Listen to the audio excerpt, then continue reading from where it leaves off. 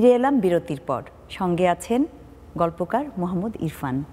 তো বিষয়বস্তুর কথাটা একটু বলি। তো বিষয়বস্তুর দিকে প্রথম আমার যে পর্যবেক্ষণ, আমি আমার পর্যবেক্ষণের আগে একটি তথ্য দিয়ে রাখি। নিউ ইয়র্কের হাসান ফেরদৌস, প্রবন্ধকার এবং সাহিত্যিক, উনি একটি প্রথম রিড বাংলায় একটি আসলে প্রবন্ধ লিখেছিলেন, যেখানে প্রবাসে যারা লিখেন তাদের লেখার একটি পর্যালোচনা করেছিলেন। তাদের লেখার বিষয়বস্তু, কারা কারা বেশি লিখে থাকেন, এসব কথাবার্তা ছিল ওই প্রবন্ধে।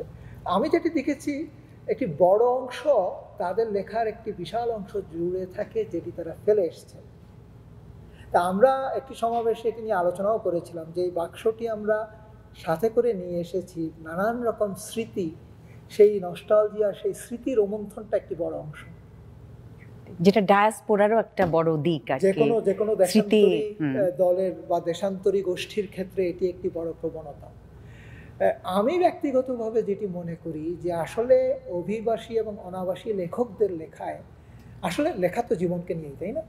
তো অনাবাসী লেখক যদি সে যেই জায়গাটিতে আছে সেই জায়গাটি এবং পরিপ্রেক্ষিত, হয়তো সে যেই জায়গা থেকে এসেছে সেই জায়গা এবং যেখানে এখন সে আছে, এই দুটোকে একত্র করে যখন সে তার লেখায় সেই জীবনটাকে তুলে আনে, এটি কিন্তু এখানকার অধিবাসী বাঙালি এবং দেশের অধিবাসী বাঙালি দুটোর জন্যই এটা কিন্তু একটি নতুন জিনিস। কারণ দেশে যিনি বসে আছেন ওনার কিন্তু ওই এক্সপোজারটা নেই, এজন্য উনি ওই জিনিস কিন্তু অত সুন্দর করে লিখতে পারবেন না।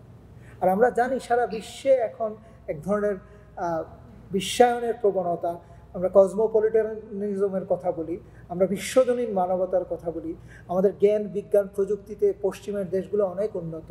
তো সেই অভিবাসী, সেই সব দেশের অভিবাসীরা তাদের নিজস্ব যেই দেশ থেকে, যে সুজলা সুফলা এবং সুন্দর একটি মায়াভরা দেশ থেকে উঠে এসেছেন, এই দুটো জায়গা, এই দুটো সংস্কৃতি যখন এক জায়গায় আসে, সেটি কিন্তু আসলে অভিবাসীদের সাহিত্য রচনার, আমি মনে করি, একটি মৌলিক অবদান। নিশ্চয়ই নিশ্চয়ই। আমার আহমদ মাঝহারের একটি তত্ত্বের কথা মনে পড়ে যাচ্ছে। উনি জানেন খুব লেখালেখি করছেন যে কেন্দ্রাতিক, কেন্দ্রাভিগ, আমি হয়তো ভুল করতে পারি শব্দ দুটোতে, উনি বলছেন যে এই দুটোর সম্মিলনেই কিন্তু উৎসমুখটা রচিত হবে। হ্যাঁ, সেটি লেখালেখির ক্ষেত্রেও, মনোজগতে, ভাবনা চিন্তা সমস্ত জায়গাটাতেই ওই বিষয়টা দেখা যাবে। আমরা কি আরেকটু অন্য বিষয় একটু চলে যেতে পারি?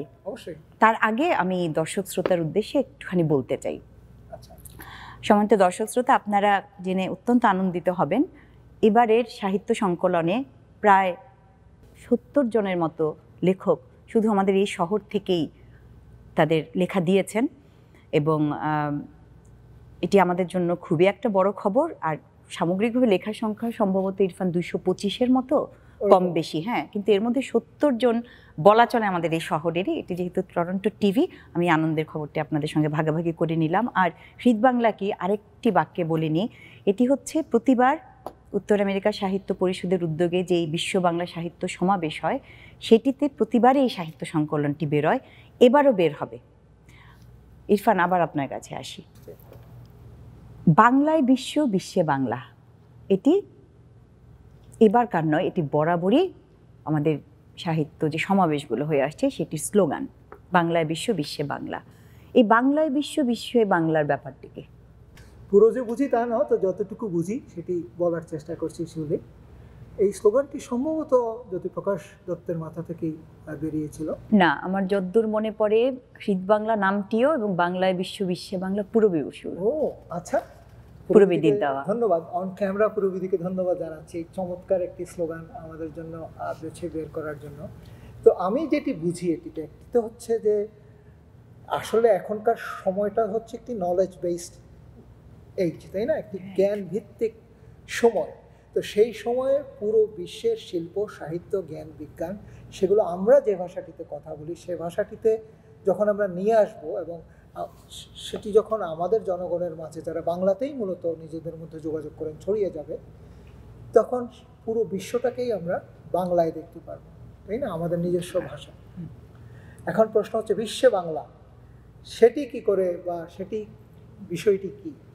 সেটি হচ্ছে এ পর্যন্ত আমাদের দেশের যে অর্থনৈতিক শক্তি বা সমৃদ্ধি, ইদানিং কি ভালো হচ্ছে দেশের অবস্থা, কিন্তু এই পর্যন্ত যেই আমাদের যে অবস্থান বিশ্ব মঞ্চে, সেই কারণে আসলে বাংলা সাহিত্যে যে এত ভালো ভালো লেখক আছে, যদিও অনেক আগে 1913 সালেই আমাদের একজন লেখক সাহিত্য নোবেল পুরস্কার পেয়েছেন, যার কথা আমরা আলাপ করছি আজকে বারবার, কিন্তু আসলে যেটি বাস্তবতা, বাংলা সাহিত্য সম্পর্কে বিশ্ব সাহিত্য নিয়ে যারা নাড়াচাড়া করেন তারা ততটা পরিচিত নন। বাঙালি অনেকে ইংরেজিতে লিখছেন, তারা অনেকেই বিশ্বমঞ্চে আজকাল আছেন, কিন্তু একেবারে বাংলায় লেখা যেটি সেগুলো কিন্তু বিশ্বমঞ্চে পরিচিত না। তো অনুবাদের মাধ্যমে আমরা সেটিকে নিয়ে আসতে পারি বিশ্বমঞ্চে, কিংবা ঠিক অনুবাদের মাধ্যমে যে সবসময় আনতে হবে এমন কোনো কথা না। এই যে আমরা একটি সমাবেশ করি, সেই সমাবেশে যেই সব বিচ্ছিন্ন দ্বীপে থাকা সাহিত্যিকরা, আপনি টরন্টো 70 জন লেখকের কথা বললেন, তারা যখন আসছে, এটা অভাবনীয় না? এটি অবশ্যই অভাবনীয়, অতুলনীয়। এবং তারা যখন ফেরত যাচ্ছেন এই বাংলা সাহিত্য তাদের সাথে করে নিয়ে, তাদের ঝোলাই করে নিয়ে, সেটি কিন্তু তারা তাদের যেই জায়গায় যাচ্ছেন সেই জায়গাটিতে কিন্তু সারা বিশ্বের লোকজন আছেন, আমেরিকার নানান শহরে, কসমোপলিটন সিটি, সেখানে কিন্তু বাংলা নিয়ে তারা আলাপ করছেন, তাই না? বাংলা সাহিত্য নিয়ে তারা কথা বলছেন। অর্থাৎ এক ধরনের যেটাকে কর্পোরেট ভাষায় যেটাকে ব্র্যান্ড অ্যাম্বাসেডার বলে, আমরা আসলে অনেকটা দূতের মতো কাজ করি। প্রতিটি বাঙালি বাংলাদেশের দূত বিদেশে, কিন্তু বাংলা সাহিত্যের দূত হিসাবে বাঙালি লেখকরা কাজ করতে পারেন। এটি একটি, আমি মনে করি যে উপযোগিতার কথা এবং প্রয়োজনীয়তার কথা বলছিল তুমি শিউলি, এই জিনিসটি আসলে আমি মনে করি যে আমাদের উপযোগিতাগুলোর মধ্যে আমার কাছে অন্তত সবচেয়ে প্রয়োজনীয় এবং উপযোগী একটি ব্যাপার। এই কারণেই আমি বাংলা বিশ্বে বাংলা এই স্লোগানটিকে আমি মনে করি যথার্থ স্লোগান, এবং এটি আমাদেরকে হৃদয়ে ধারণ করতে হবে। শুধু হৃদয়ে ধারণ করলেই হবে না, এটি যাতে আসলে ছড়িয়ে দিতে পারি আমরা, সেই চেষ্টাটিও আমাদের রাখতে হবে। একদম। তখন আলাপ প্রসঙ্গে আমার ব্যবহার করা সারথি শব্দটির কথা বললে, তো আমার কিন্তু এই তোমার মাত্রই বলা দূত শব্দটা বেশ মনে ধরেছে, খুব ভালো লাগছিল শুনতে। বাংলায় বিশ্ব বাংলা থেকে বের হওয়ার আগে আমি একটুখানি যুক্ত করতে চাই, এবং সেটি একটি আনন্দ বার্তাও আমাদের জন্য। আমরা আলাপচারিতাটা শুরুও করেছিলাম একটা আনন্দ বার্তা দেব বলে। আপনাদের জেনে খুবই ভালো লাগবে যে আমাদের এই সেপ্টেম্বরে অনুষ্ঠিতব্য যেই পঞ্চম বিশ্ব বাংলা সাহিত্য সমাবেশ, সেখানে বাংলা ভাষার যেমন বড় লেখক কবিরা থাকবেন, আসাদ চৌধুরী, অভিধান প্রণেতা জামিল চৌধুরী, তাদের যদি শারীরিক সুস্থতা থাকে এবং যদি আসতে পারেন, তবে সেই রকমই একটা আভাস আমরা পেয়েছি। এবং সেই সঙ্গে ক্যানাডার এক সময়কার পোয়েট লরিয়েট জর্জ এলিয়ট ক্লার্কের মতো মানুষও থাকবেন, কবিও থাকবেন, এই উচ্চতার কবি। ফলে ইরফানের যে কথাটি বাংলায় বিশ্ব বাংলা, সেটি আসলেই কিন্তু এদের উপস্থিতিতে এই যে বিনিময়ের জায়গাটা আমরা যে বলছিলাম, সেই দিকটাও কিন্তু অনেক অর্থবহ হয়ে উঠবে এবারের সমাবেশে। ইরফান, কথায় কথায় তো সময় গড়িয়ে গেল অনেকটাই, এবার বোধহয় শেষ করা দরকার, নাটাই গোটানো দরকার। পঞ্চম বিশ্ব বাংলা সাহিত্য সমাবেশের আহ্বায়ক হিসেবে সেপ্টেম্বরে অনুষ্ঠিতব্য পঞ্চম বিশ্ব বাংলা সাহিত্য সমাবেশে আপনাদের সবাইকে সাদর আমন্ত্রণ জানাই। আপনারা হয়তো ইতোমধ্যে জেনে গেছেন, এই সমাবেশে বরাবরই শুধুমাত্র নিবন্ধিত অংশগ্রহণকারীরা অংশ নিয়ে থাকেন, সাহিত্যিক ও সাহিত্যানুরাগীরা। আপনারা আরও আনন্দিত হবেন জেনে ইতোমধ্যে আমাদের শতাধিকের বেশি মার্কিন যুক্তরাষ্ট্রের বিভিন্ন অঙ্গরাজ্যের, কানাডার বিভিন্ন প্রদেশের এবং ইউরোপের কয়েকটি জায়গার, লন্ডন, ল্যাঙ্কাশায়ার সহ মধ্যপ্রাচ্য ইত্যাদি ইত্যাদি নানান জায়গা থেকে সাহিত্যিক ও সাহিত্যানুরাগীরা নিবন্ধন করেছেন। আমাদের সমাবেশে শুধুমাত্র নিবন্ধন যারা করেন তারাই অংশ নিয়ে থাকেন। নিবন্ধন সহ এবারের সমাবেশের যাবতীয় তথ্য আছে আমাদের ওয়েবসাইটের পাতায়। সেই পাতাটি হচ্ছে nabls.org/prog2023/। ইরফান, আরেকবার বলে দিলে ভালো হয়।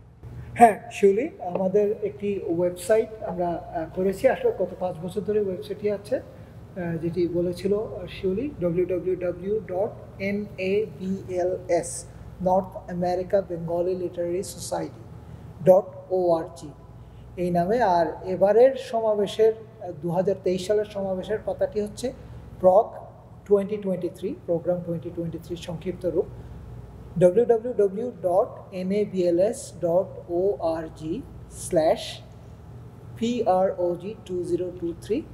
আশা করি আপনারা সবাই আমাদের এই ওয়েবসাইটে আসবেন এবং আমাদের সমাবেশের খোঁজখবর রাখবেন এবং আমাদের সমাবেশে যোগ দেওয়ার চেষ্টা করবেন। ভালো থাকুন সবাই, আজ দেখা হলো টেলিভিশনের পর্দায়, সেপ্টেম্বরে দেখা হচ্ছে সশরীরে এই টরন্টোতেই। দেখা হচ্ছে টরন্টোর জাপানিজ কেনেডিয়ান কালচারাল সেন্টারে আসছে সেপ্টেম্বরের 2 ও 3 তারিখ শনি ও রবিবার 2 দিনব্যাপী পঞ্চম বিশ্ব বাংলা সাহিত্য সমাবেশে। আজকের মতো বিদায় নিচ্ছি।